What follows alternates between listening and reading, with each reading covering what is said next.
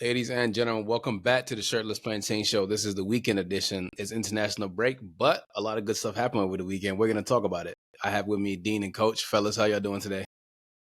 Assalamu alaikum. Wa alaikum salam. See. I tried to say it with a straight face and I just couldn't. Mr. CIA and Mr. FBI agent, these are not my accomplices. I'm acting on my own. They're not involved, just so you know. I'm involved with some other shit, not this. Whatever this is. Speaking of activities, Nigeria, let's start off there. They beat Benin 3-0. Benin are basically an extension of Nigeria, as is Togo and Cameroon. So that's all of our properties. So we beat our cousins. Actually, it's funny because a couple of those Benin players are technically Nigerian. Like the starter guy named Tosin on the right. And he's ain't no technical, they are, bro. Yeah. Quick question. Anyone dated a woman from Benin before? Anyone? Dean has a question, not really for Dean. Have I? No, I haven't. I don't talk about my personal life on podcasts, nigga. The fuck you think this is?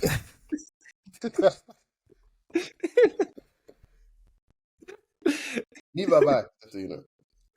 I don't know why you brought it up then. That has nothing to do with us. I'm telling you right now, somebody here has, and it's not me. What's that one tweet? Think about the messiest bitch you know. It's a man. It's a man in a kufi. Yeah. There ain't no 5% of shit. This is disgusting. Anyways, Nigeria beat Benin 3-0. Point of the game basically is that Ademola Lookman is in stupendous form, and he's finally becoming the player that we always thought he was going to be at Charlton. If you remember way back. I ain't gonna lie to you, bro. I never thought he would be this player. You know, like, don't say we. I'm gonna put my hands up and let you know right now. I wasn't a hater, but I wasn't believing in that little ass nigga. To be honest with you, this is tremendous, bro. Like, I did not see this coming. For me, you know me, I always look for Nigerians who could play for Nigeria. And I remember I saw him at Charlton. I was like, I hope he makes a national team one day, and I hope he gets into the player. And I'm very happy. I feel vindicated. That's all it is for me. I'm very happy to see someone from South London who's Nigerian make it for the national team, and he's doing very well. So his first goal, you can tell like he's extremely confident in his abilities. He rode 2 tackles and finished it. And I was like, you know what? You got it. You got it. That's fair enough. But other than that, do you know what it is, though? He's playing in the manner that is befitting of a top Nigerian footballer. Because good Nigerian attackers that's the kind of thing that they do. You know, they're able to be, one-man teams. That's what we grew up watching. You know, these attackers that were just phenomenal in the final third, been able to decide games on their own. And it's been so long since we've had a player like that, genuinely in the final third, that can decide shit on their own, that can literally carry a team in a tournament. The last AFCON just went comfortably our best player, our best attacker, scored all our goals, essentially. It's been so long since we had one of those. So every time I watch him, I just think, just stay fit. Because as long as he's fit, Nigerian tournaments will have a chance. I genuinely think so. I think he's at that level now. Like, it wasn't just a flash in the pan. He's carrying it on. You know, he scored a hat trick in the Europa League final.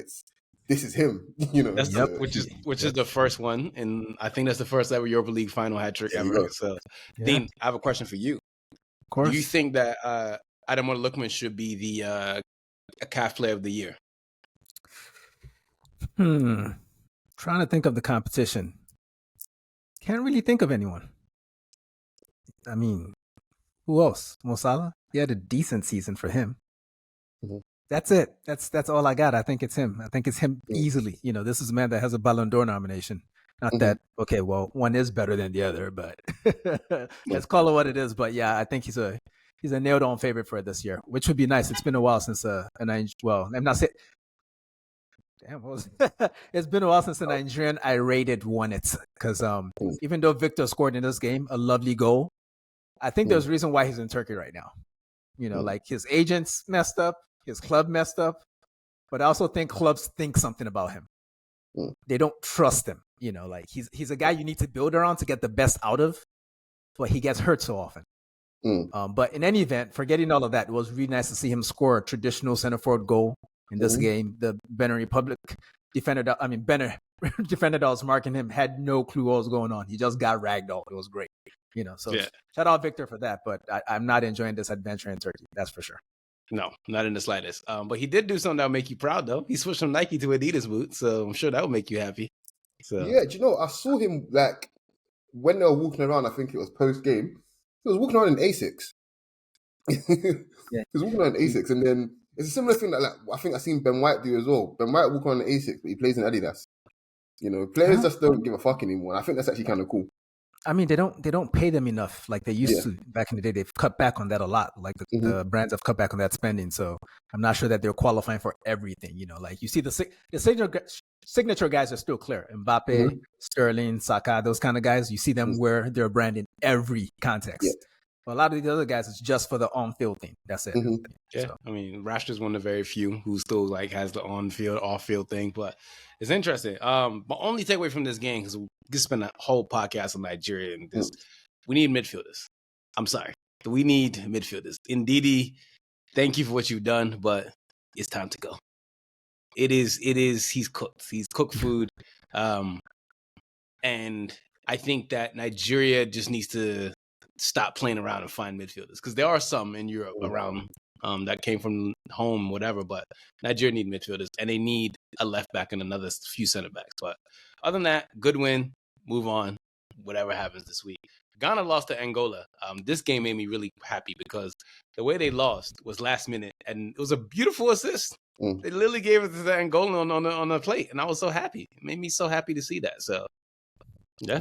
Yeah, our brothers always make it so hard for themselves, you know. So we'll enjoy their panicked qualification process, you know. My own is that even though we don't particularly rate him at Arsenal at the moment, most fans seem not to rate him.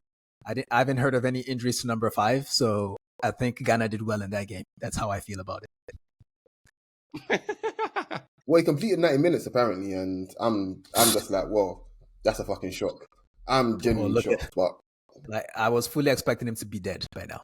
Like I was expecting to hear that he just died on the field. Like he just exploded on the field, you know. Playing in Ghana after all those injuries, oh come on, man. You're taking a lot of risks. That's like driving in Houston, my nigga. Stop it. Around the you know, the heavy hitters, Algeria, Tunisia, they all picked up points. South Africa up 2-0, and if you guys haven't seen the goal that Uganda scored some. Yeah, they scored some bangers on them. I was like, whoa. I thought y'all just did long distance. I didn't know y'all could shoot from long distance too. So 2 bangers from Uganda, and it was a very impressive finishes from them. Our other cousins, Togo, they tied Liberia 1-1. So Ivory Coast beat Zambia 2-0. Egypt beat Cape Verde 3-0. So, you know, standard boilerplate. Senegal tied Burkina Faso 1-1. So, you know, there's that. But other than that, it's nothing really much to take away from AFCON qualifying. I mean, there's another round coming up, and then do it again next month, and the month after we go right to World Cup. So, whatever, man. AFCON in December is so weird, but yeah, it's what it is. USA versus Canada. I wanted to tweet about this game. So, I thought we were talking about football. My bad. You're not gonna talk about my country. This is why you can't breathe right now. You know, talking all that fucking shit, man. You better know where the fuck you are, nigga. Fuck wrong with you? I'll smack the kufi off your head, nigga. Fuck wrong with you? Better respect this fucking red, white, and blue, nigga. Fuck wrong with you, man? Don't make me make this freedom ring off in your ear, nigga. A bird of all you just literally flew into my living room. Fabulous got a song for you, coach. It's called Breathe. 1 and 2, nigga, breathe. Speaking of breathing, USA could not breathe against Canada. They were getting pressed. That was not ideal, man. Like I know that wasn't the main team, but I only watch highlights. That had to it was the main team. I mean, surely some guys are missing right now, right? That's the main team. Pulisic was there? Pulisic was there. Oh my God. I was trying to make excuses, but that was I think that was one of those performances you get when the players know that the coach that's in charge is not going to be in charge for the next game or whatever it is. Cause that didn't look good, man. You can't let anybody, much less Canada, do you like that on your own soil. Like, honestly, if I was in the stands, I would have left at halftime. Fuck that shit. It was horrible. They got pressed so bad, Tosin. I did not enjoy watching that. Yeah, I mean, so USA started with Joe Scally at right back, Chris Richards, Tim Ream, Christopher Lunn. Midfield was Malik Tillman, Johnny Cardoso, Yunus Musa, Brendan Aronson, Folarin Balogun, and Pulisic. Pepe came off the bench. Kate Cowell came off the bench. Haji Wright came off the bench. Luca Del Torre, who scored, and Aiden Morris. Mark McKenzie, Austin Trusty, Sargent didn't come off the bench. Caleb Wiley, but hey, pretty much a full strength team. You're right. You're right. I mean, and I feel embarrassed because I know that for one of the goals, Johnny Cardoso just gave it away. He just gave it to Canada. And that was a guy that I was advocating for crazy during Copa because I feel like, it's not just about the pedigree of the team he plays on, it's the style of player he is. I think a deep line midfielder like that could really add to America's threat as they prepare for this next World Cup. And I would like for him to be integrated into the team as quickly as possible. But on the basis of yesterday's performance, nigga, I don't know you. Look, I was very happy for Jesse Marsh. That was basically a big fuck you from Jesse Marsh. I think that he's been talking a little bit crazy before the game, and he just feels vindicated that, like, look, y'all should have hired me, and I'm not going to stop until you beat me. So, hey, listen, man, they ended up with Mauricio Pochettino. I'm sorry, I'm still taking that guy over Jesse Marsh twice on Sunday. So at the end of the day, he can whoop America's ass all he wants. They made the right decision. If it's between him and Jesse, sure. If it's between him and Greg, he can stay mad. That's okay. Yeah. So I think one of the things about him, he said he wasn't treated fairly. Coach over here is just like, yeah, I'm tapped out. I don't got nothing to talk about with this. He don't even know these names, man. He's like, I'm honest with you, I thought you guys were talking about something like Raw Housewives of Hollywood or something. That's what it sounds like to me. All this drama. It was like, okay, where's the football book, guys? Like, fuck. The best one is Atlanta. Shout out to Nene. But that's neither here nor there. Let's go over to South America, our cousins down there. By the way, finally, Mexico had a game, and I've never seen a more emptier crowd. They're pissed. The Mexican fans. Was it in Mexico? It was in Mexico, wasn't it? I don't know where it was, but there was no fans. There was no fans. The Mexican fans was just like, nah, we had enough. I mean, they beat New Zealand 3-0, but the fans were just like, nah, we don't care. It was in LA. It might as well have been in Mexico. It's in the Rose Bowl. What the fuck? Well, to be fair, if you watch highlights, maybe you caught like a COVID era game or something. Because ain't no way with all the Mexicans in LA, they didn't show up for Mexico. I don't care what the fuck's going on. They didn't show up for Mexico? It looked empty to me. Oh my God. Maybe they overpriced the tickets or some shit because ain't nobody want to watch New Zealand. Hey, listen, the Mexican fans, they don't play. Yeah. I mean, Hercules Gomez had a tweet. If you want to go look, the Rose Bowl was empty. And it ain't like as if, LA is some like not offshoot. LA is a Mexican city, and we all know that. So man, that's crazy, man. They should have started OJ or something, man, at the Rose Bowl. That would have brought the people out. He's dead. My bad. Speaking of dead, Brazil, Ecuador. Vinny didn't play well. I don't know what it is. Vinny puts on the Brazilian shirt and he just sometimes just forgets that he's Vinny. Rodrigo scored though, played false nine. So I have a theory about Vinicius not playing well for Brazil. What's that? I think he plays well in Europe because he gets racially abused in Europe. So Brazilian fans need to start calling him all kinds of and maybe that'll bring the fucking fire out that bitch ass nigga because I am tired of this shit. We've been making excuses for this Birdman looking ass nigga for like a year now. It's too much, man. If you want to win Ballon d'Or, you got to do it for club and country, my nigga. I'm sorry, man. Like this ain't it. I don't like this. I think on a technical and tactical perspective, I generally feel like he hasn't got the team isn't, I suppose, geared in a way that gets the best strengths out of him. And on top of that as well, their midfield don't really allow for like domination. Like Brazil don't dominate teams, And yeah, that's fair. I mean, it's a dysfunctional team. It really is. I mean, I look at their midfield that they started on paper. Andre and Bruno Guimaraes and Lucas Paqueta as a midfield three is actually a good thing. But they're all kind of bricklayers at the end of the day. Yeah. It's put like this. They're just, do you know what it is, yeah? They're bricklayers from Essex. So they're still bricklayers, but like they're pretty bricklayers. That's what they are. So it doesn't really change the fact that, Vinicius isn't gonna build those sorts of relationships with bricklayers when he goes back to his club and he's got, Wait, what is Essex like the capital of London or something? No. It's just you got a lot of what's the word I'm looking for? A lot of white trash. Veneer, and veneer teeth, fake tan, Basically, pretty boys. if you want to find somebody who's on Love Island, you go to Essex. Basically, Okay. So Ben White's people, I suppose. Yeah. I don't even think Ben White is from there, but he would. No, he's not. Fit in. He's not. He would absolutely fit in there, just from aesthetically, he would. But Dean, you remember those? Remember years back, the guys with the skinny jeans, those 4 white guys with the ultra tight pants. I don't remember any white people. Let's move on. I know who you're talking about. I know exactly who you're talking about. That's Essex. Yeah, okay. Basically. Okay. Thank you. But there's it's just a weird sort of time that Brazil are in, because in each region of the pitch they've got arguably a generational player, but it's not enough. Alisson is generational. Then in defense they've got Militao, potentially generational. No, he's not. Nah. Potentially. Nah. But okay, he's excellent. At best, he's excellent. At worst, he's excellent. Yeah. Okay. There we go. So and then in midfield, no. See, that's why I'm questioning you. Midfield. Exactly. I like the defenders, but in midfield they just don't. Yeah. They don't have a Brazilian there. Yeah, and then obviously in attack, there's Vinicius, there's Rodrigo. They just got a bunch of light skin and dark skin dungas. That's really what. Yeah, and it's really just Do you really want to know, to sum it up, what sums up Brazil? They called up Lucas Moura. Yeah, it's and he's like 34. Let's wrap it up.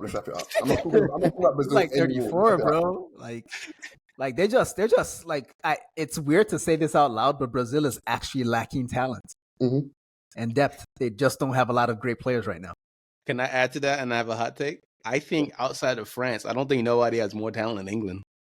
Oh yeah, I don't think that's even up for discussion. I'm not even sure France has more talent than England. Oh no, they do. They and they have, and the thing is, they've got it in spades. Like they actually, it's close in the sense that there's an abundance of it.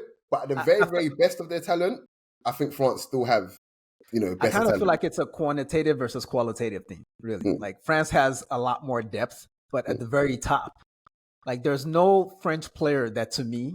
And I don't really even rate this player like that, but just from an aura standpoint, God, I'm saying aura now. These kids have ruined me. Like they don't have someone with the inventiveness of, say, like a Cole Palmer.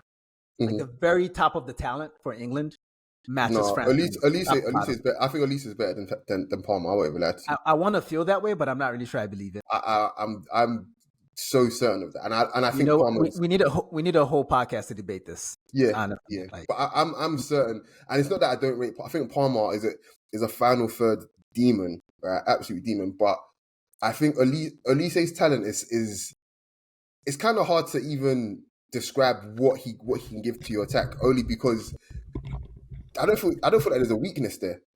Like with Cole Palmer, immediately you know that he's weaker on the wings. On either side, you know he's weak on it. We know that he does all his best work in the middle.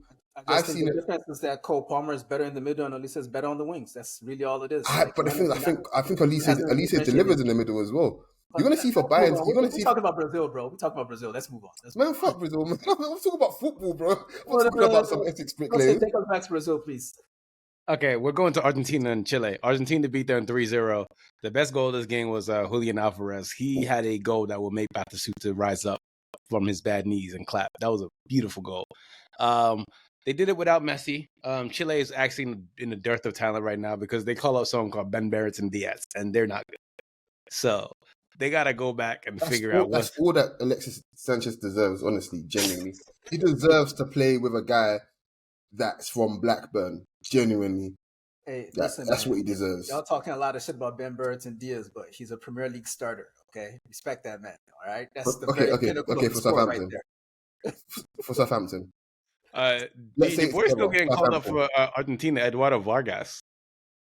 Wait, with the Jordan tattoo. Yeah. For Chile. Still? Yeah. 34. God. That's horrible. They need some milk. Yeah, they do. Yeah, he's still getting called up, and so is oh my God, Mauricio Isla still getting called up too. That's not even true, man. That's not true. Stop that. I swear to God, Isla played 90 minutes of right back. He's going to tell me Medel's still getting called up, and then that's when he's not. He's in the bar somewhere fighting. He's retired. But yeah, I mean, they left it late. They beat their ass, and that's really it. Lautaro Martinez, what do we think about him being a Ballon d'Or candidate? Just lets us know where we're at in the world, genuinely. Not even just Ballon d'Or, as we're at. The world has gone to shit, man. No, I'm joking. But look, Lautaro Martinez, I'm always going to rate him to a certain degree because I can never call him a bad footballer. I think he's got a shit haircut, and I think he's not the bright. I don't think he's the brightest footballer, but he's got a lot of tools that I do enjoy and I do like. But I don't feel like he's at the top end physically. I don't feel like he's at the top end technically as well. But he sits in a very nice, comfortable pocket for him to always be in a conversation for something. But I could never trust him to be at the top end of it. I can never, it's, yeah. I mean, and you just look at him in Europe as well. I think that kind of just, it tells you exactly where he is and what he is like. He's a big fish in a inter-shaped pond, but the moment he has to come out of that pond and prove himself in Europe, or even to a certain degree internationally, like, hey, you gonna respect my bad bitch because he's the reason why they won Copa America, okay? I don't even. That's not nothing. That's not nothing. Because you're talking a lot of shit. The haircut thing, I'll give you that 100%. But bro, in the last year, his resume it's kind of up there, man. Like he's at least top 5 in the Ballon d'Or ranking, I would say. I can't think of 5 players that have a better body of work from the last 365 days than Lautaro Martinez, especially because of the international stuff, because he essentially carried them at Copa. And I know that's not a real tournament to Europeans because true glory is getting to the final against Spain and losing like a bitch. However, I think he's done well this year. I would not give him the Ballon d'Or by any means. I'm not fucking crazy. I'd give it to Vinny over him, and I just said terrible things about that man. And I think Brazilians should do the same as well to get him up to the level because he's going to have to carry them. Sorry to go back to Brazil. But no Lautaro for a Ballon d'Or, but good year for him for sure. I'm gonna tell you this about Lautaro: 2021, 22, 2022, 23, 2023, 24. In these last 3 seasons, the least amount of goals he scored in Serie A is 21. 21. 3 seasons in a row with 20 plus goals. That ain't shit that you smile at. Okay, that's and that's fine. And again, like I said, he sits in that very nice, comfortable pocket where he's there, but there's a comfortable list of players that I rate considerably higher than him. Not saying he's not a top player, but he's never really at the forefront of my mind and think, oh yeah, do you know what? No, it's actually Lautaro is better than this guy and that guy. I just feel like Lautaro is nice there. I'll say you're absolutely right there. But when it comes to the last year of football and you look at what people have done, he's above a lot of those guys that you like. That's all it is. He just had a good year, a really good year. Uruguay-Paraguay was 0-0 in Suarez's final match. The biggest takeaway from this game for me is that Messi has a little bit of a personality. In his farewell video, Messi says, "Hola, gordo." And I'm like, oh, Messi's funny. There's a little bit of personality to him. If you don't know what gordo means, it's fat in Spanish. So Messi calls him fat. I like to think our listeners aren't that stupid. Guys, please don't be that stupid, please. They're very urbane. We've checked the demographics of the listeners of this pod. They're very urbane. They're very rich. They're very beautiful people. Yeah, wonderful gowns. But yeah, Messi's highlight. That was the highlight of this game. That's really it. I mean, what's it called? Got some cardio in from the United fans. Got some cardio in. So if you're interested in that, go look at his highlights of him. Running around like he's Pac. But that's really about it. Colombia Peru was 1-1. Nothing really to take away from this game. It's one of those games that you just look at it, just like shin kickers. Luis Diaz scored though, so Liverpool fans enjoy that. Richard Rios played a full 90. If you're into that, so Yon Duran came off the bench, so that's about it. Bolivia. I don't know why I thought for the longest time this guy was Canadian. I don't know why. Because you're confusing with Jonathan David. No, Jonathan David. Nah. I think it's just because he's from MLS. That might be it. Yeah. But I've never seen a Colombian called Duran before in my life. Like I won't even let me. That might be my ignorance, but it just threw me off greatly. Let's not get into that. You shouldn't be saying shit like that with a kufi on. I'll tell you that fucking much. He said Duran. I never heard of that in my life. No, for real, bro. Ain't that a rock band, nigga? Yeah, George Michael, bro. This is going so left. Bolivia beat Venezuela 4-0. Yeah. The altitude up in Bolivia. But choke a motherfucker out. And then you end up losing 4-0. So Yeah, that's unfortunately the new for Venezuela, strategy. they got their ass beat. Yeah, they moved from their capital, La Paz, which was already pretty fucking high. I'm sure we all recall the many legendary players of South American football that have gone up there and breathed gas, direct gas into their lungs, and bent over and lost a game to Bolivia. But they decided to go up a further 1,840 feet. Like, is this even legal? Like, should FIFA get involved? I don't think people should be playing football when they can't breathe. I'm just saying, like, you know, and a home advantage is home advantage, but this is insane. Like, come on. How's it even good for Bolivia? Like, because they're used to it, man. Altitude? I don't know, man. It's fucking weird, man. Was it Anderson? Was Anderson that was struggling for life? In that like from years ago, where he had the I remember that one with the oxygen. Yeah, but I'm not sure that was in Bolivia. I think he was just fat. Oh, okay, fair. Do you know what the name of the city that they play in Bolivia, where they played? El Alto. Okay, all right. Yeah, let's let you know you're fucked before you get there. Fair enough. That is the most intimidating thing I've heard in this sport ever. You're so fucked. It's the highest major city in the world with an average elevation of 13,123 feet. We don't do meters around here, okay? Fuck that. Yeah. We do feet. Man. But yeah. The last time I went up a fucking mountain, bro, I can't even imagine playing football up there. It's not safe, man. It's not safe. It can't be safe, but that's cool. Whatever. If you got it, use it, man. You know what? Maybe, last time I circled back to Brazil, but maybe that's what the players need to do. They need to go up to Christ the Redeemer and just try and play football up there for a bit. Maybe, I don't know. Because, I've been up there and I could barely breathe, and I'm not a professional footballer. So maybe that might do a world of good for them. I don't know. But, yeah. And if not, at least, you made it up there. Whatever, man. I don't know why you're trying to... I don't know why you're trying to overshadow me. I gave them the right idea. Call Vinicius a nigger at the end. That's all we need to do here. Just abuse him, racially abuse that nigga at home, and he's going to step up and be the man we all know he can be. I'm not racially abusing a very black boy. I'm just saying, have they tried it? Have they tried it and it didn't work? He plays well in Spain when he gets racially abused.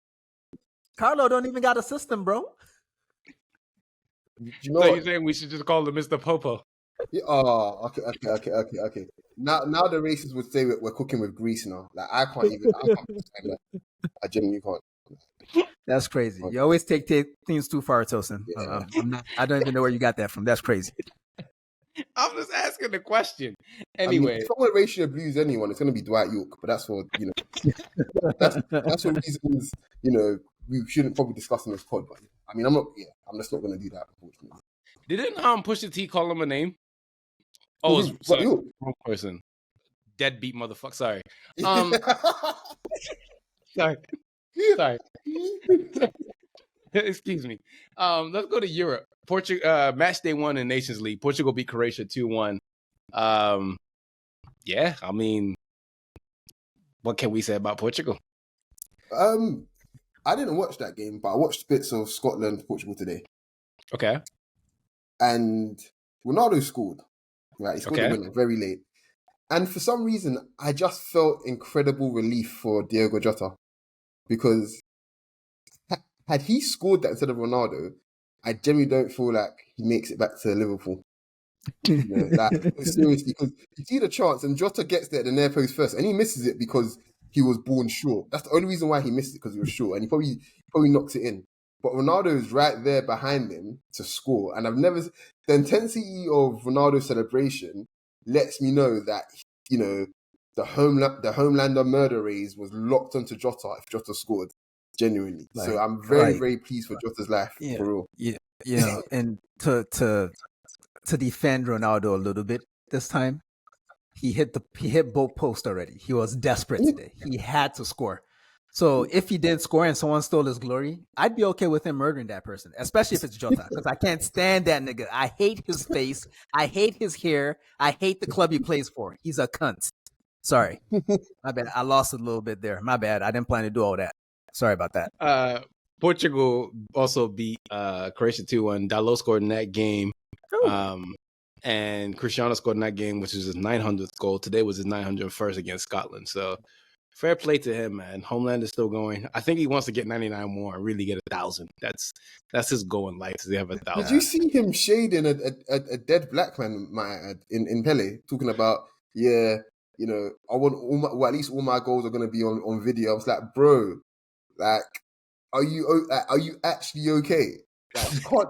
Like, I've mocked Pele's goal record plenty of times, but I did it while he was alive, bro. Like, he could have easily defended himself, but you're doing it when he's dead. I'm sorry, I can't say that. I'm sorry. You can like, it's good to talk shit when the other person can talk back. He's not going to talk back all the way from down there. Do you know what I mean? Like, so I mean, someone's handling his Twitter account, mate.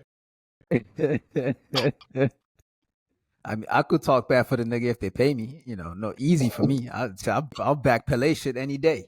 Come on, man. Pele was getting Swedish ass in 1956, nigga. He wasn't even, your daddy wasn't even born in 1956, my nigga. The fuck you talking about? Talking that shit about Pele and he didn't invent television, nigga. And you didn't invent television, nigga. Like, what the fuck is he talking about? Why is he talking shit about a dead man? What is wrong with this dude, man? He's sick. In so many ways, he's sick. He's such the main character. I almost rate it at this point. It's insane. It's just insane behavior. And we haven't been able to stop him for 20 years. No, not even 20. He's been around since 2002. He just doesn't go away. Like, leave us alone. Yeah. Please, get out of our lives. But he just doesn't stop. And what's crazy is, I think, going back to the Ballon d'Or as well, it's the first year that either him and the little Smurf haven't been nominated for it. And I can't lie to you, I almost went down into sujood and thank God for it, because I was like, finally, the bitches are dead. Like, I was just... Rest in peace, Auntie. The evil you've done in this world is enough. Yeah, man. Like, I was so exactly that, man. Like, take your stands with you as well, man. Like, please, like, we don't have to hear your shit anymore. Yeah, like, we're done. Like, we're gonna miss them, but it's a bit of a relief. I can admit that much. Yeah, it's a man. relief. I beg. Otito, it's finished. Yeah, man. Yep. Scotland lost to Poland 3-2. Poland brought the Waka, scored in like the 97th minute. McTominay scored again, and United fans who were just still in love with him was like, you see? No, Scott is a forward player, and he did it again against Portugal. But are they ever going to be good? No. No. I was watching a video today, and I learned that the transfer record for a team in Scotland is like 12 million from when one of the old firm teams bought Andre Flo. Yeah, remember when Andre Flo played? Like, back then we didn't need Kufis back then. This was like pre 9/11 and shit. That was when the world was going in the right direction. They haven't bought a player for 12 million. Like, yo, Pep uses that to wipe his ass every morning. 12 million. Like, so there will never be anything. There will never. It's a shame, because they were very instrumental in the establishment of the early years of the game and whatnot. But never really been good. Thanks to the English, but coach, that's your problem. Oh, mate, I can't wait for us to get to England, to be honest. So. France ate 3 goals, and Italy beat them 3-1. France scored like the first 30 seconds because of the babyface rain, and after that, Italy was just like, all right, bet.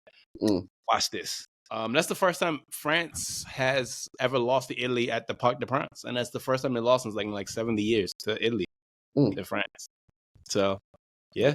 I think it was interesting because I just feel like both teams should have swapped kit sponsors. Personally, that's the first thing I noticed from the game. I feel like shit ain't right. It ain't right to me, man. I'm not accepting of that shit at all. I feel like it's perfect and logical for Italy to be sponsored by Nike, and perfect and logical for France to be sponsored by Adidas, even though France have had some really cool Nike kits. But yeah, that was the first thing I noticed. The second thing was, I think it was, how many months ago did we talk about this team when we were like, at some point, Elise, Barcola, and Mbappe, we're gonna see it, but also Mbappe needs to, probably do, I suppose,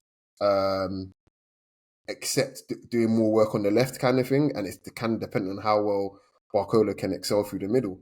But the more I think about it and the more like I observe kind of thing, I'm okay with Mbappe just being the 9 and having those 2 demons on the wings, just doing whatever the hell they want, I think. But yeah, what do you think, man? I mean, it makes sense. I wouldn't tell them to change the plan or anything. This was obviously a bad result, but you have to give things time to work. And the idea that because Mbappe isn't quite taking to this whole central position thing very naturally, that's fair.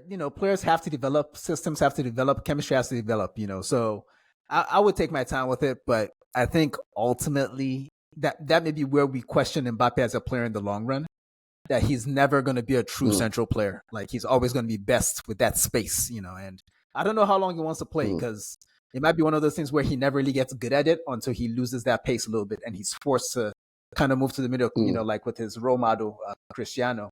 He didn't really embrace that middle until he had one of those knee injuries at Madrid. Then he was willing to run less and stay in the middle. And, from there, he developed the center forward skills and he always had the finishing, so maybe it would be, I hope Mbappe doesn't get hurt, but at some point he will slow down. So maybe then. But for now, I don't really like what I'm seeing, which is crazy because he has everything. Or it looks like he has everything, at least, Sandro Tonali put in a performance. That's a great player. He betted himself, man. Yeah. Look at that. 2 bet jokes in the same breath. That is insane. The Shirtless Plantain Show, sponsored by Bet365.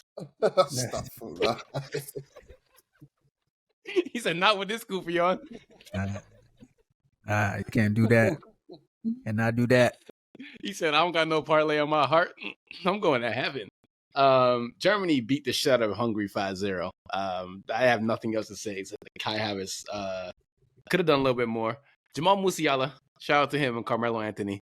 Carmelo Anthony is a gem, Baltimore's finest. So Jamal Musiala, shout out to Melo, is very nice. I just want to say one thing. I had never seen none of the world's youngest best footballers shout out Steph Curry. That's all I want to say on that. I'll leave it at that.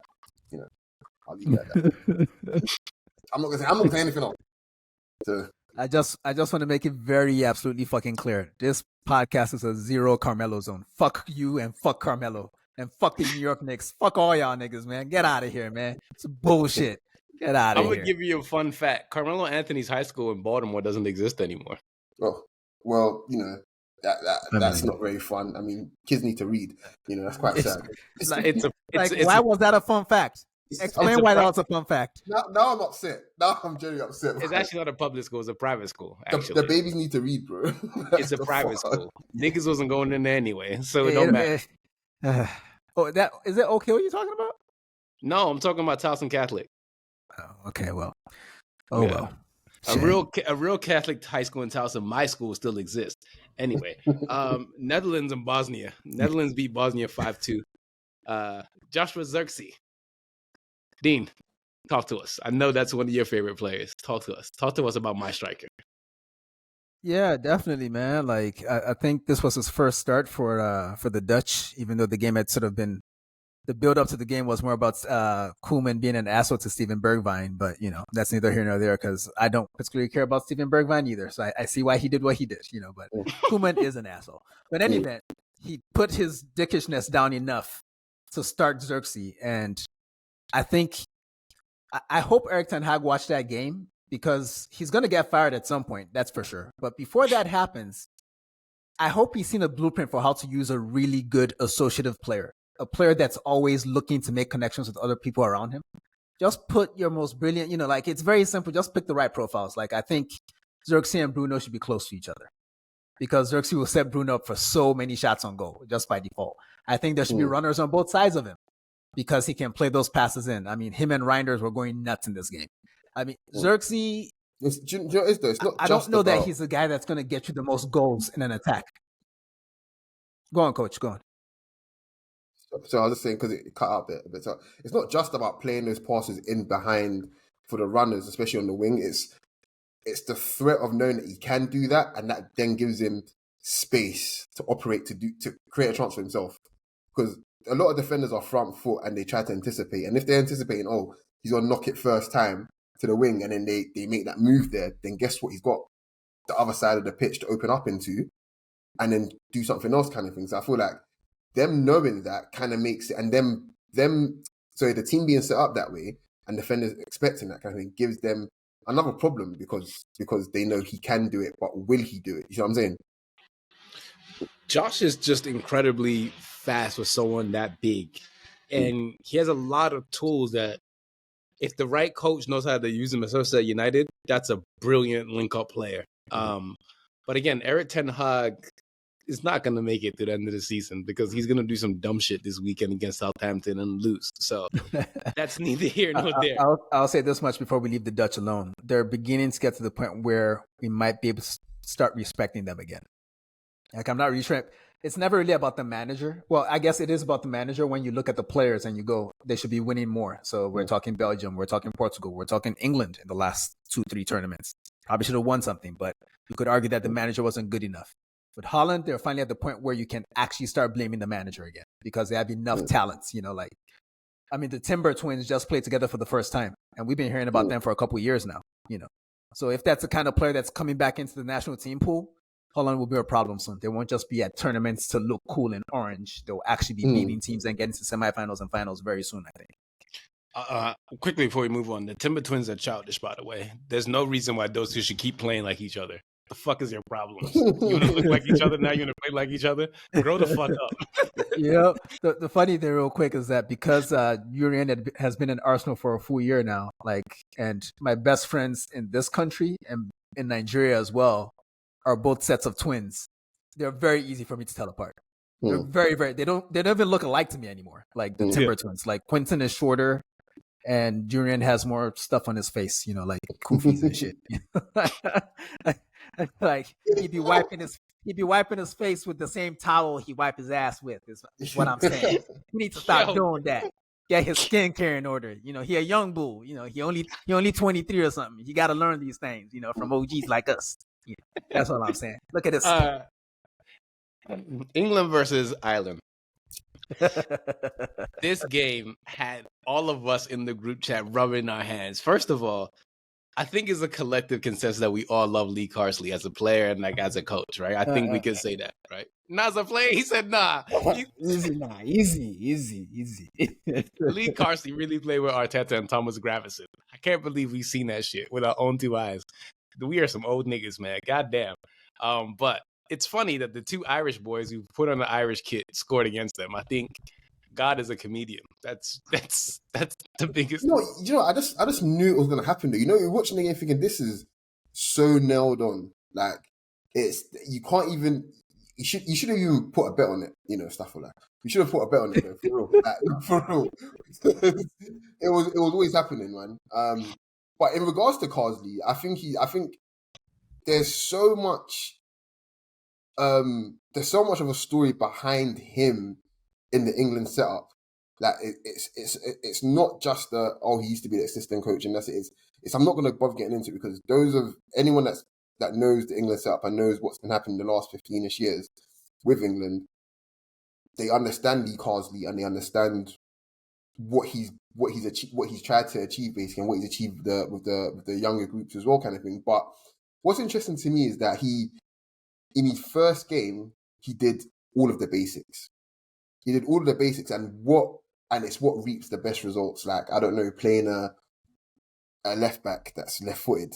I was like, wow, that's fantastic. Or I don't know, like playing two central midfielders together where one compensates for another's weaknesses, where one is physically dominant and can move with and without the ball, and one where can operate in very small spaces kind of thing.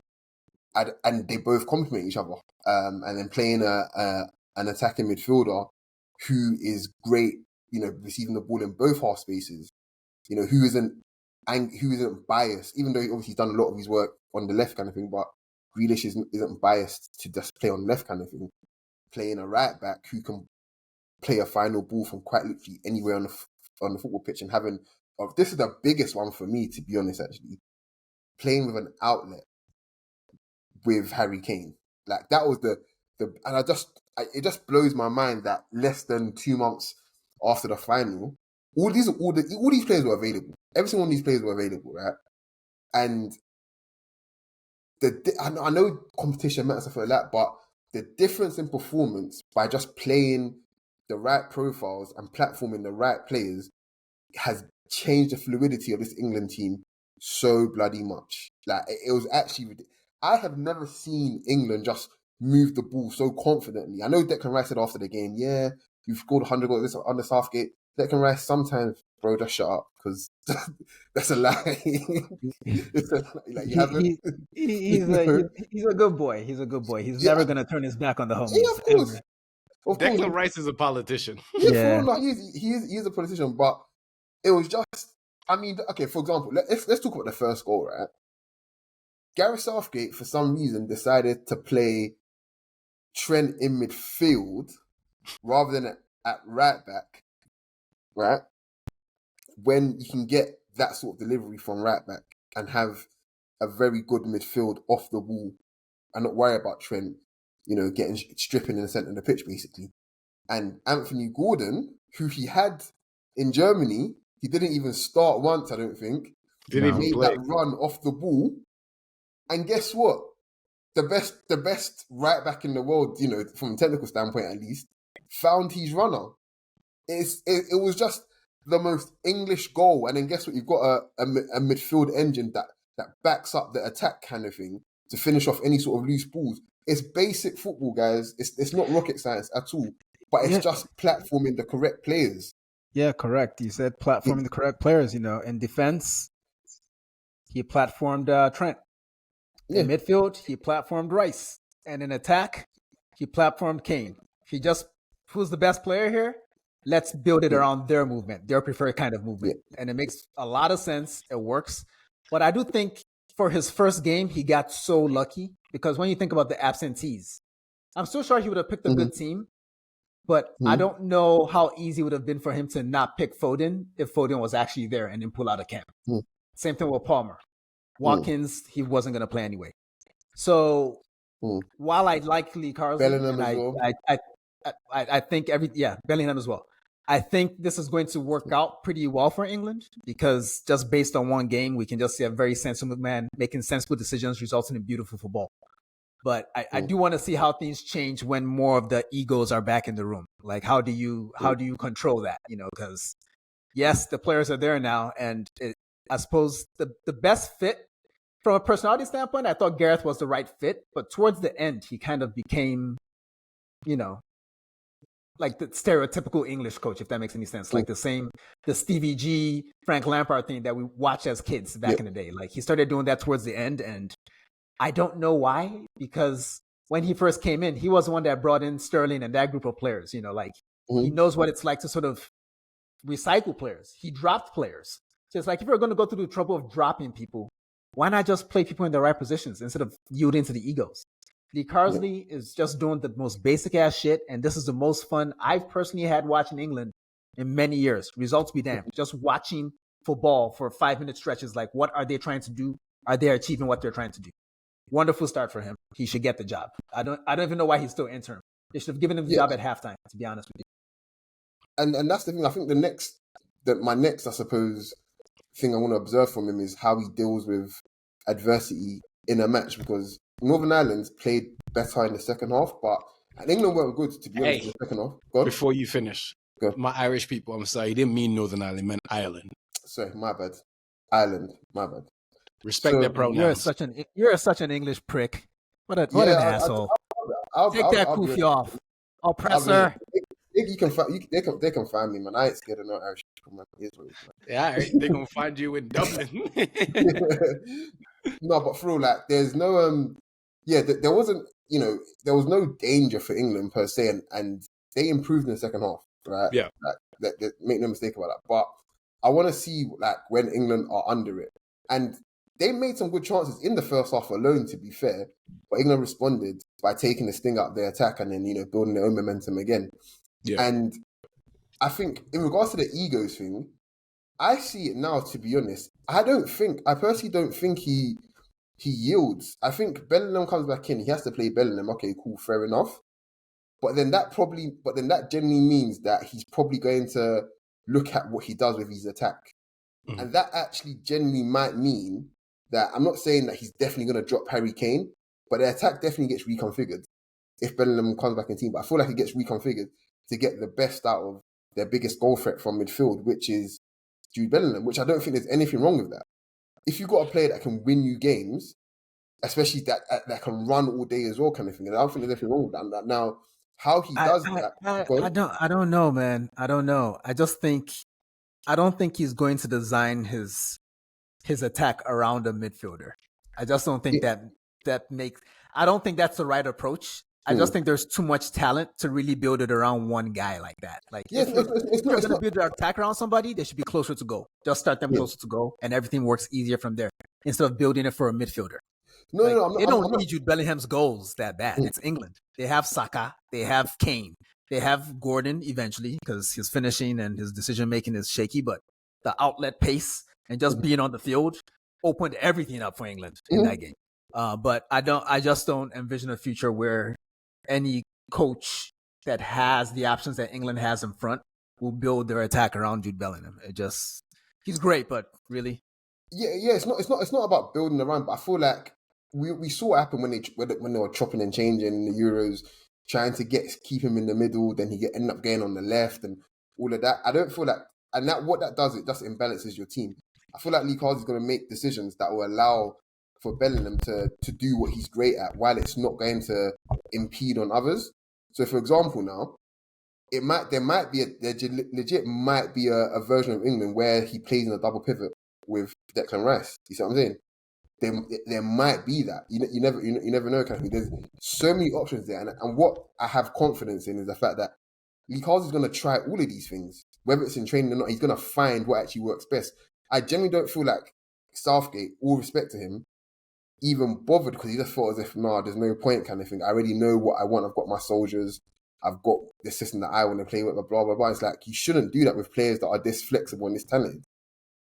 Jude Bellingham played a role last season that he's never played before in his career for Real Madrid and ended up being their player of the season pretty much. You see what I'm saying? So, again, there's this tactical flexibility. You've got Saka there. We haven't even spoken about Saka, but Saka was, for once, England didn't need him yesterday, which is good. The physical load on him, that's good kind of thing. But there's still more to come from Saka as well. We don't know. There might be a version of England where he plays Saka in midfield, but I trust Lee Carsley to at least experiment with this shit and find what works best. I never got that vibe with Southgate at all. Well, to wrap it all up, because y'all niggas talk some nerd shit. I think the cool thing is that this is continuation. Like I said earlier, like England has arguably the best talented generation outside of France to me. And Lee Carsley worked with a lot of these younger boys. Like you see the Morgan Gibbs-White, you see the Angel Gomez come off the bench. Like these are the guys he worked with, like the Cole Palmers. Like he won the Euros with these kids. So I think the cool thing is that they have a manager now who trusts them and knows how good they are, for them to come up and now start their England careers. So there's a lot of young talented England players like I'm excited to see in the national team.